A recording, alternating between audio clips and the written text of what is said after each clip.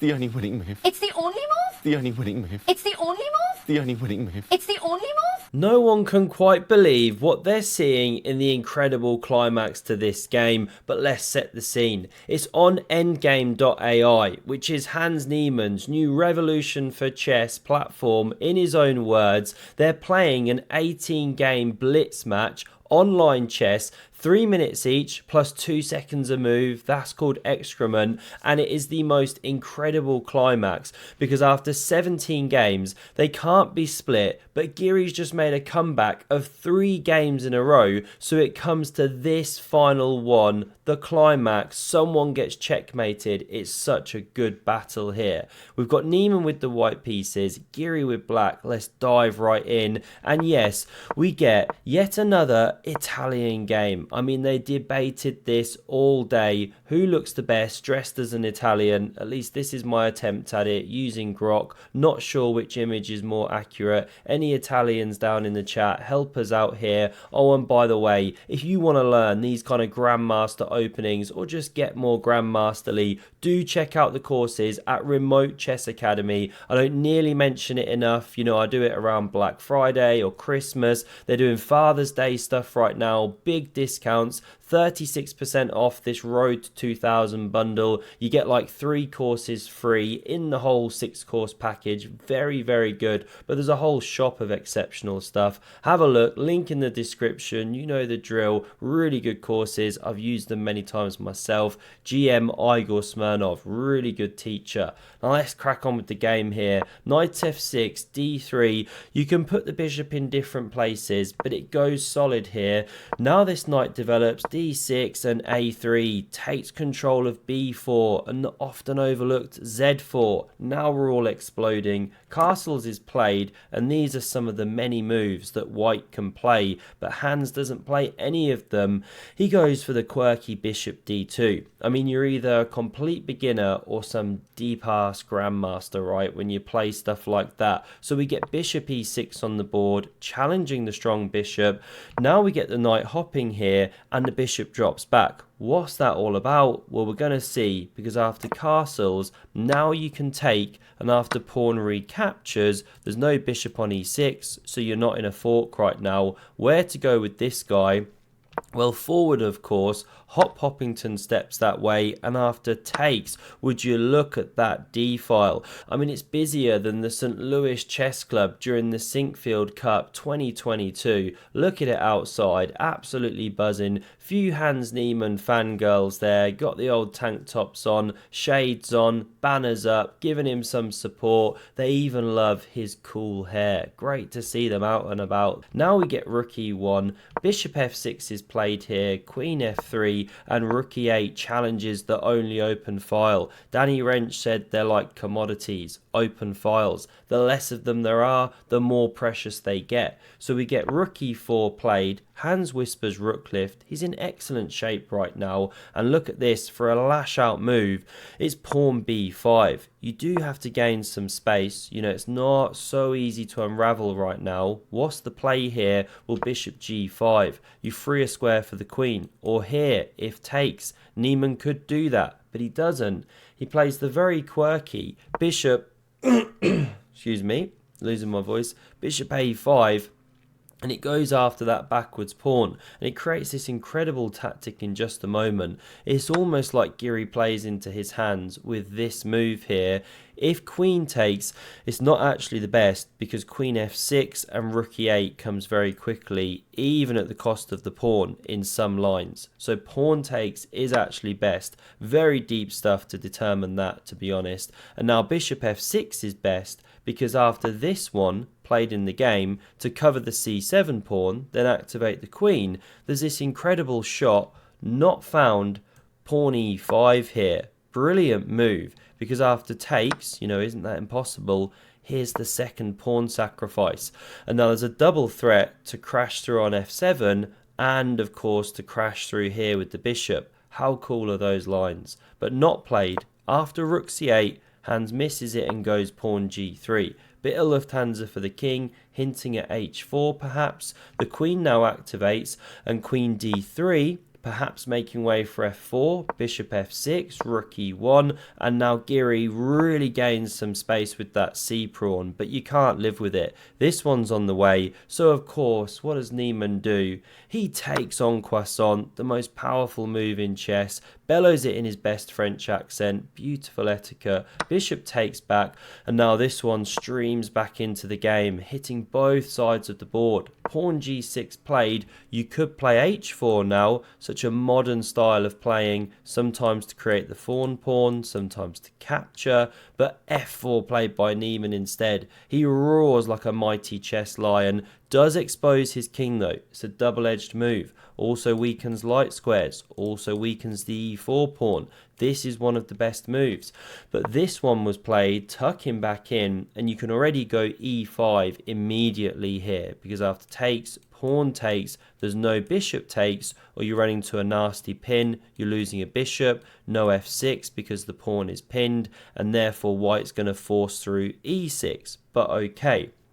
Niemann didn't do it immediately, missed the idea, or maybe he just wanted to whisper, stack my bishop, sticking that one on the b4 square as he now pins and wins, or so he hopes. e5 the threat, but always look after your queen and she'll look after you. Now e5 comes anyway, exceptional connect 4 set up by Hans Niemann. He only goes and wins himself a signed copy of Anish Giri's bestseller. What a lucky guy. Now we get takes, of course, pawn recaptures, and you're forcing through e6. So what does Giri do? The supernatural queen h3 here, going for mate in 1. Niemann doesn't blunder it, spots it, and this is such a powerful move, because not only do you stop the mate, but you counter-attack on f7. I mean, this guy, a real star of the show, long-ranged weapon. So takes, of course, and rook takes is actually best, but missed.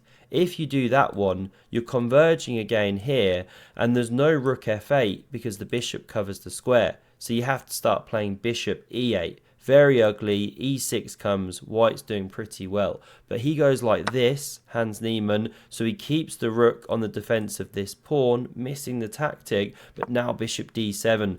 A little bit of breathing room, because yes, you can play this, captures, but you've got the extra defender. Now you may be thinking bishop captures, but even stronger is rook takes on e6. Brilliant move there. Of course you can't take, or bishop takes, check, and you win a free rook. You're going to be a bishop ahead. So instead, king h8, of course. King f8, not even possible. These guys are absolute monsters. Rook e7, it's 7th heaven. This check was played. King e1, they're getting low on time now. The pawn's defended, and bishop e6 swaps off a pair of those bishops. Rook takes back, and now you got some serious crisscross applesauce. Never understood that saying, by the way. I've heard Levy say it. Just had to Google it. Turns out it's an American thing, right? For kids sitting cross-legged in the old kindergarten. What's kindergarten? No clue. Do help me out in the comments.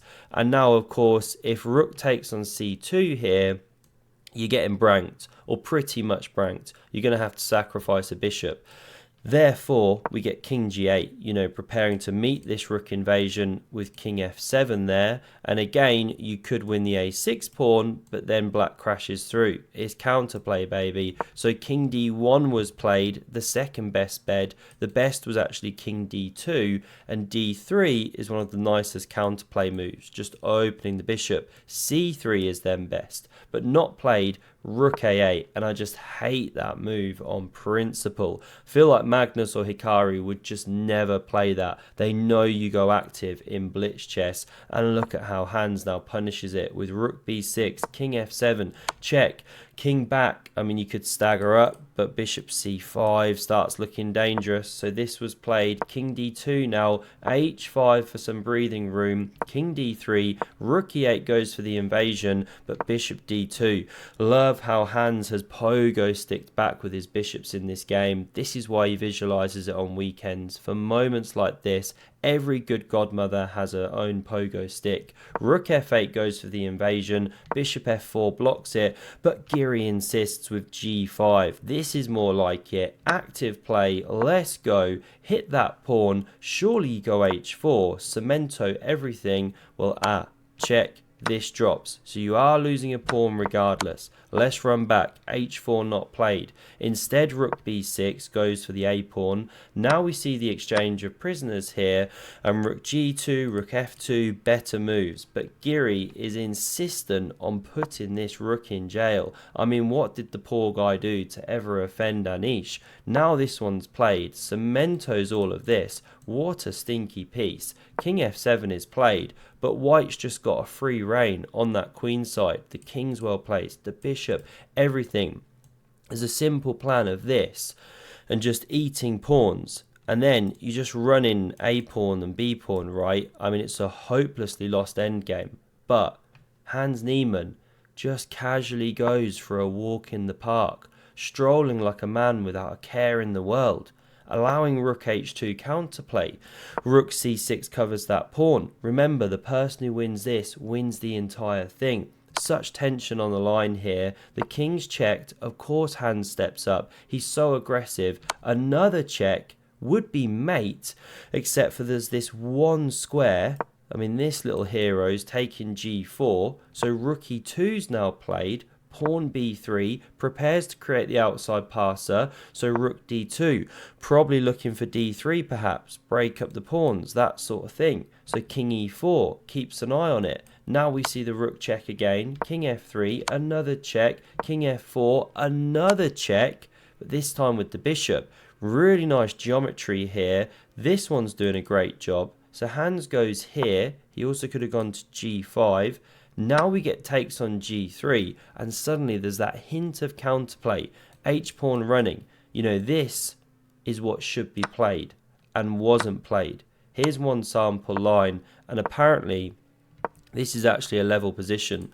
Although these are 3-pawn islands, which isn't ideal, this is very dangerous here. And okay, technically a draw, apparently. But bishop takes on g3, not played. Let's run it back. It's white to move. Anish just won a pawn here.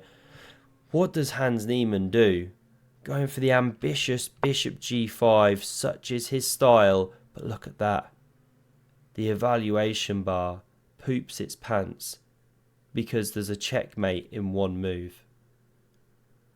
Anish Giri shuts that trap with rook e5, check and mate. Heartbreak for Niemann. He was 8.5, 5.5 ahead. Went on to lose 9.5, 8.5, losing 4 games in a row.